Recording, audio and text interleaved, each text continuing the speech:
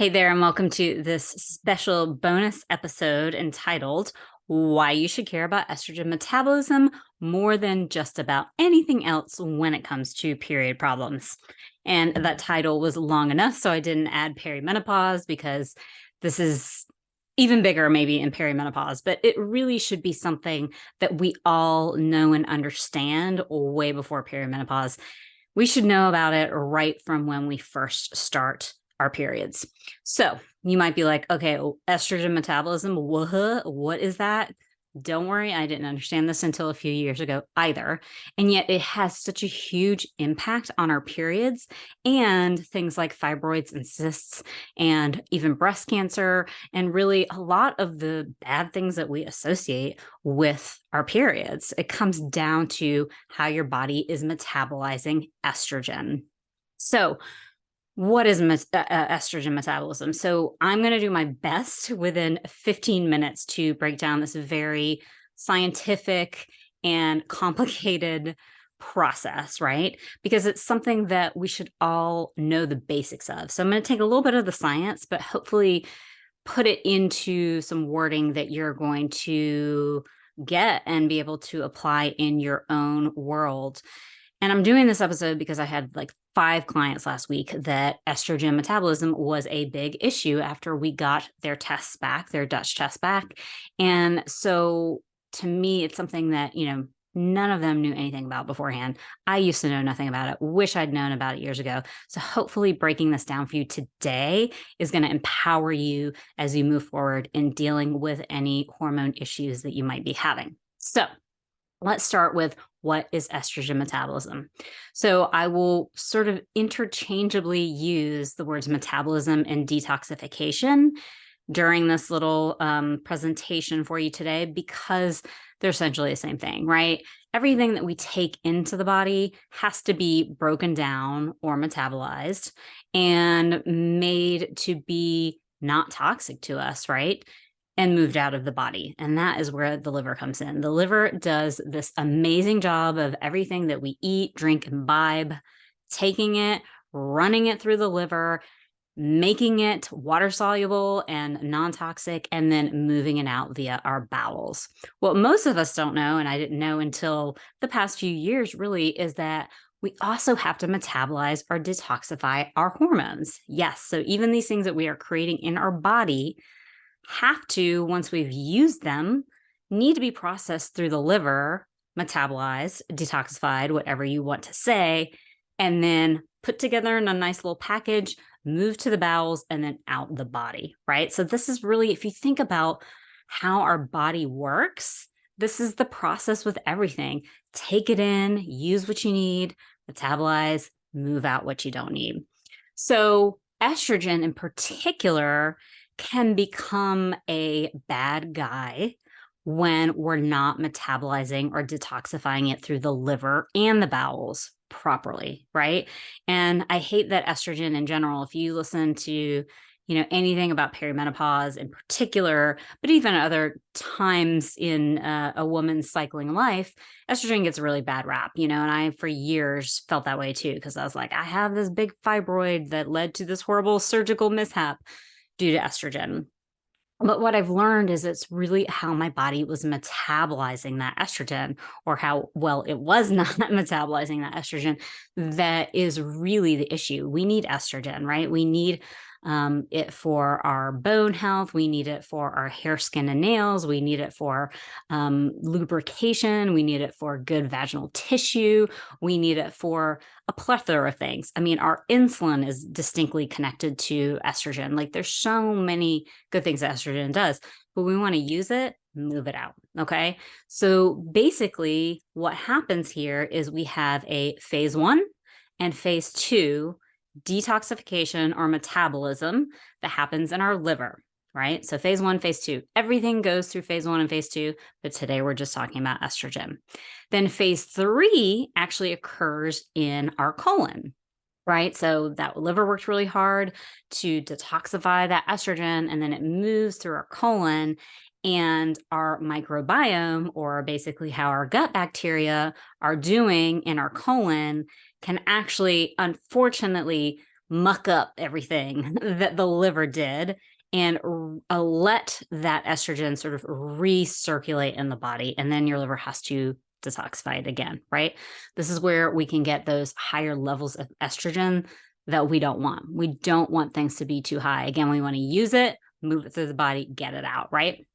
So if you were watching the video version of this is going to be a little easier, but I'm going to try my best to explain even if you don't see what I'm sharing here. So first thing I'm sharing here that hopefully will help you to understand a little bit more of what is going on is the estrogen metabolism pathways, okay? So we've got estradiol, which is our most potent estrogen while we are cycling women. We also have estrone, which is more potent when we go into menopause, but we still have it also while we are cycling women. It is not as potent at any point as estradiol is, right? So it's a little bit of a safer estrogen. So these two can actually go back and forth. And I'm going to show you in the next little graphic about how they can sort of go back and forth. And when you need more of one or the other, it can actually go in both directions versus estriol does not. So anyways, estradiol, estrone, move to estrone, and then it's going to be detoxified or metabolized in the liver through both phase 1 and phase 2 liver detox. Right here, we are actually seeing phase 1. So you can see they go into the liver, and then it can go down either this 2-OH pathway right here, this 4-OH pathway, which is right here, and then the 16-OH pathway, which is right here. And you can see if you're watching this, that 2-OH pathway is green, and is green because we're like, go down that pathway as much as you possibly can, right? We want the majority of our estrogen metabolizing down what is called the protective or safe pathway, right? This is basically where the estrogen becomes less intense, potent, less able to cause issues and just continue on to being moved out of the body, right? Here we have the 4-OH, and if you're looking at this on YouTube or on, this may hopefully be on Anchor too in video form, or on Spotify, excuse me, you'll see that 4-OH is a red pathway, and that is because this sucker is the one we want. Ultimately, the estrogen going down probably the least of the three because it is DNA damaging or carcinogenic, right? It's just more apt to cause issues with your DNA. And we don't like that, especially when it comes to cancer, right? Because cancer truly is DNA that has been damaged and oxidized over time, right? And then tumors grow from that. Our third option here is that 16-OH pathway. And this is one that is, it has both its good and bad points. Let's put it that way. It's considered the proliferative pathway. So in one sense, you know, we need good, strong bones from estrogen. And this pathway is going to help when we're talking about bone building. But proliferative also means growth inducing for things like fibroids and cysts and polyps. And here we are, we don't like that. Fibrocystic breasts, things like that. We don't like those growths, right? We don't want those happening in the body. So we essentially do not want too much estrogen going down either that 4-OH pathway or that 16-OH pathway. We want the majority of it metabolizing down that 2-OH pathway. So again, this is phase 1 of liver detox, right? So basically phase 1 is like, hey, we're taking something super toxic and potent and making it a little less toxic and a little less potent. I'm going to share something in a minute that hopefully will help you understanding these 3 phases a little bit better, but let's continue down this path. So I'm going to stop the share of that, and I'm going to share with you another deeper dive into our detox pathways. And that is our estrogen elimination that we see here in this graphic. So we've already covered in that first part, right, how estradiol and estrone, they can go back and forth and convert if they need to. And then once we're talking about being metabolized or detoxified, it happens from that estrone and it goes down either that 2-OH or that 4-OH or that 16-OH pathway. And in this one, you can see a little bit better. We got that smiley face over here on that 2-OH pathway. We really want a good percentage going down that 2-OH pathway. 4-OH, you can see here, goes down into not so fun land. We've got a not smiley face. We've got a angry red face, as it can cause that damage. And then the 16-OH is sort of medium unhappy, right? Because again, some of it is useful, but a lot of it we don't want going down that pathway. Okay, so that was a little bit more about phase 1. So I want to share with you now a snapshot of a Dutch test, because this is why I love this hormone lab, which is a dried urine analysis. If you've never heard of it, if you've listened to this podcast for a while, you've certainly heard me talk about it. I've had the medical director from Dutch on the podcast in the past and part of my groups. So you know about the Dutch. But if you haven't been around here, it is a dried urine test, and it's a fantastic test that covers all of our hormones, our sex hormones, but also tells us how things are metabolizing. So here is that phase 1. Again, I'm just beating this into your head so that you understand what is going on. The more times we hear these things, right, the more they stick. So you have that 2-OH, aka protective pathway, and then you have that 4-OH is the DNA damaging. We don't want too much going down that pathway. And then we've got that 16-OH, which is the proliferative fibroid cysts, but also can help with bone health kind of pathway. And what's great about this test, I'm not going to go super deep into it right now, but we really can see what you're favoring, which pathway you're favoring, which means where the estrogen is going down the most or where it's being metabolized at most in that phase 1.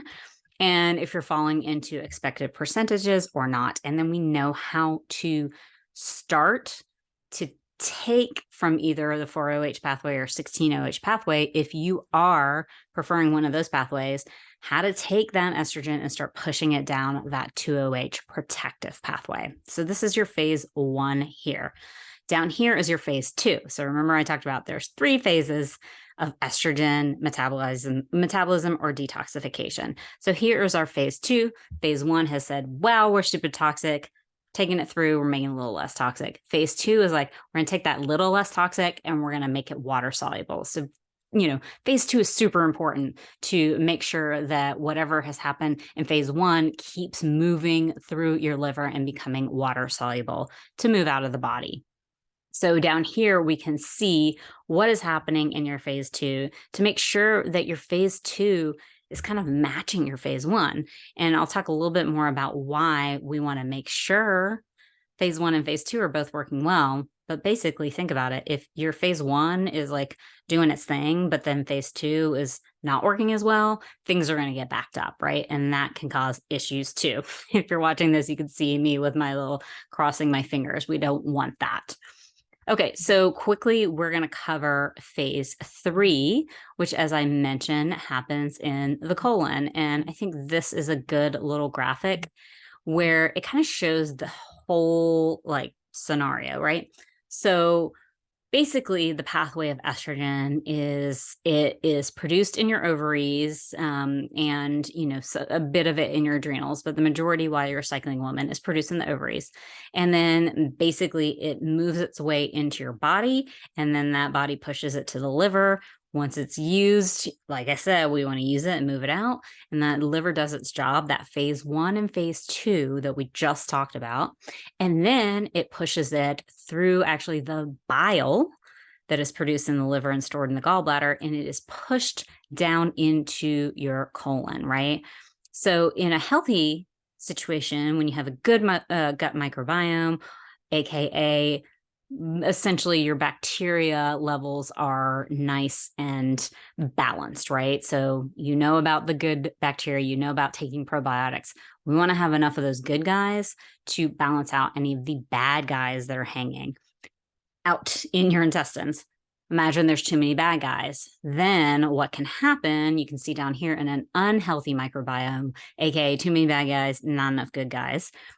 You have that production of estrogen in your ovaries, it moves into your body, that goes to your liver does all that hard work, and then bam, goes down into your gut and your colon, and then a little enzyme called beta glucuronidase can actually what we call deconjugate, or just basically break apart that hard work that your liver did to kind of bind it all up, right, in a little pretty package to move it out of your body. So the beta glucuronidase can basically come in and be like, we're ripping this package open, and poof, that estrogen gets to recirculate or recycle through your body and then has to go back up to the liver to be detoxified or metabolized again.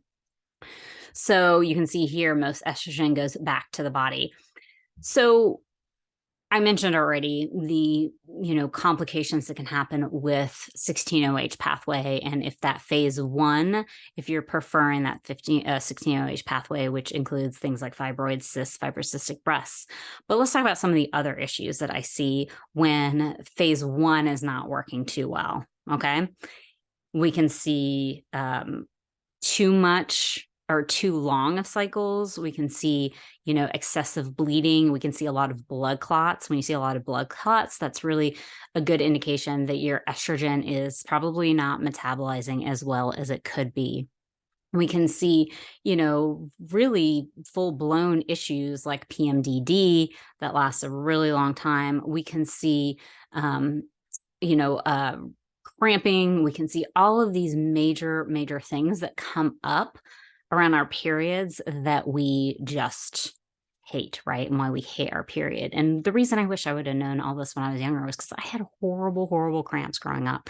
And the reality is, in the work that I've done on my body since having my fibroid removed, and having, to rebuild my gut after losing half of my colon, I work incessantly on my estrogen metabolism to make sure that A, I'm not growing another fibroid, but B, to make my period kind of a breeze, right? So I, at this point, really have minimal PMS. Some months I don't have any at all. I just know my period's coming because I track it.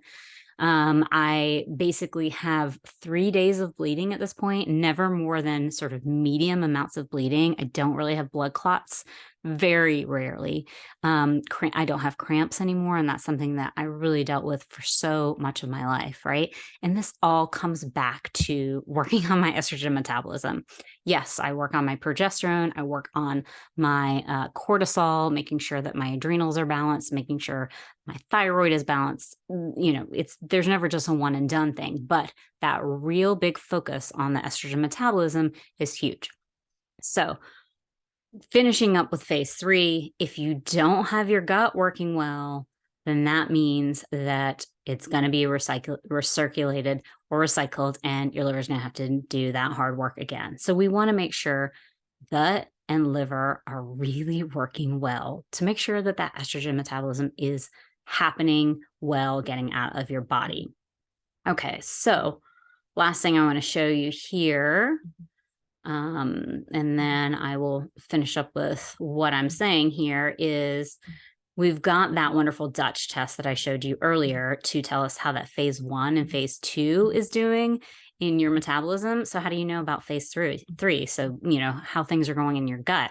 Well, we have the GI map. It's amazing, right? Because it's a gut test, but it has this fantastic marker for your estrogen metabolism in your gut. And that's that beta glucuronidase, that enzyme I talked about just a minute ago, that if it's off or it's too high, you can see here, you want that normal level to be under 2,486. If it's above that, then you're definitely having issues. And that unfortunately means that you're going to have higher estrogen levels than you would like, more than likely, because that estrogen is being recirculated because of that enzyme coming in and messing up things. So this is why it's really important to work on your gut health. You got to make sure your microbiome is doing what it needs to do, that you have enough of those good guys, that you bring down those bad guys if they're too high, so that this number and this enzyme right here is, nice and low, so that you're moving all of that sweet, sweet detoxified estrogen out of your bowels. Peace out, right? Okay, so I am sure that I've probably already gone over 15 minutes as I do, but I just want to make sure that I mention a couple of things. So, for example, going back to like what I do in order to help my estrogen metabolism. So, I certainly utilize DIM for myself. And this is something that you may or may not have heard of DIM before. It is a compound that is found in cruciferous vegetables, and that's just the shortened name of it. I don't even attempt to actually say the scientific name of it. But it is very helpful with doing what we talked about earlier, taking from that 4-OH pathway or the 16-OH pathway and pushing it down the protective 2-OH pathway. Problem is, people hear that and they say, oh, let's take DIM. You want to make sure that your phase 2 is doing well. Your phase 2 detox is doing well if you're going to upregulate that phase 1, right? And this is where the Dutch test comes in. It's so helpful because you're going to have to do some things for phase 2 if it's not doing so well. And honestly, a lot of the times, even if your phase 2 is seemingly doing well, if you start upregulating that phase 1, you want to make sure that you're really supporting phase 2 too, because it could be an onslaught all of a sudden, right? If you're starting to push all of that estrogen down that phase 2, 2-OH pathway, you want to make sure phase 2 is like, okay, I'm ready. I can take this, right? I can handle the amount. And here's where I want to bring in the analogy that Dr. Carrie Jones, who is with Rupa Health now, and she was with the Dutch test for a long time. She has this great analogy. So hopefully this will help you picture what's happening. So if you think of this detoxification process of estrogen as being a bathtub, right? And your phase 3 is that sewage where things are going out into the ground and away from the bathtub, right? Your phase 2 are the drain. It's the drain that is going down. And then your phase 1 is the bathtub. Okay. So if you picture that, so again, phase 3 is the sewage system, getting it away from the bathtub. Your phase 2 is the drain, and then your phase 1 is the bathtub. Imagine if your phase 3, that sewage system, aka our sewage system, is backed up, then that means more is going to hang out in phase 2 and then back up in phase 1, right? You got to make sure phase 3 is working well before you ever try and upregulate either phase 1 or phase 2. Say phase 3 is working well, but phase 2 has a little bump in the road, as I just mentioned. You upregulate, you have more water happening in that bathtub, and then the drain isn't working. What's going to happen? That water is going to overflow from that bathtub, right? That ain't a good look. So you want to make sure that your drain is nice and clear so that water can go down it and out the sewage system, right? So this is why we want to make sure that all 3 are working well without just focusing on one and using something like DIM on its own. So I've seen women, this happen, they start using DIM and they feel worse. And it's like, well, more than likely your phase 2 or your phase 3 was not working well. So these things all work together. Anyways, what can you take from this? So absolutely, if you can, get tested to see how your phase 1, phase 2, and phase 3 are doing. Can't do that? There's some other things that you can do. So big things that you want to look into are really supporting that phase 1 and phase 2, right? So cruciferous vegetables are a big deal. As I mentioned, that's where the DIM compound comes from. It's just a lot stronger in DIM. You want to make sure that your phase 2 is doing well with enough B vitamins. That's a big part of phase 2. You want to make sure you have enough glutathione, which is our master antioxidant for phase 2. You want to sometimes, in some cases, use something like calcium D-glucarate to help upregulate that phase 2. It also can help phase 3. Okay, so there are some products where you can get a combination of these things in the product. One of my favorite is DIM Detox. So if you can't test, I would say, if you're having a lot of these symptoms that I mentioned today that points towards that estrogen metabolism being an issue, particularly if you flat out have fibroids, if you flat out have ovarian cysts, things like that, you can take a product very slowly, start very slowly, like DIM Detox, which has a combination of helping support phase 1 and phase 2. Of course, I don't know your case. You are not a client of mine, so this is not a recommendation for you. It is something that, in my situation, if that's what was up and I didn't have a chance to test, I would look into the possibility of using. But certainly all the other ways that you can help support your liver: lemon and warm water first thing in the morning, drinking things like dandelion or nettle tea, eating beets. Those are super helpful for both your liver and your gallbladder. Castor oil packs are super helpful for liver detox. There's lots of things that you can do to basically just like make sure that you are, AKA, metabolizing or detoxifying your estrogen better than you already are. Okay, so I know that was probably a little more than I even wanted to dive into in terms of the science of it, but I hope that you got something from this today. And shoot me a message if you need some more guidance on it. I really highly recommend this is worth working with a practitioner and testing for your body so that you don't make things worse. But, going into some of the basics of the foods and the things like castor oil packs and even Epsom salt baths and things like that are usually safe to try on your own. So hope that you got something out of that and enjoy that. And I'll see you next time.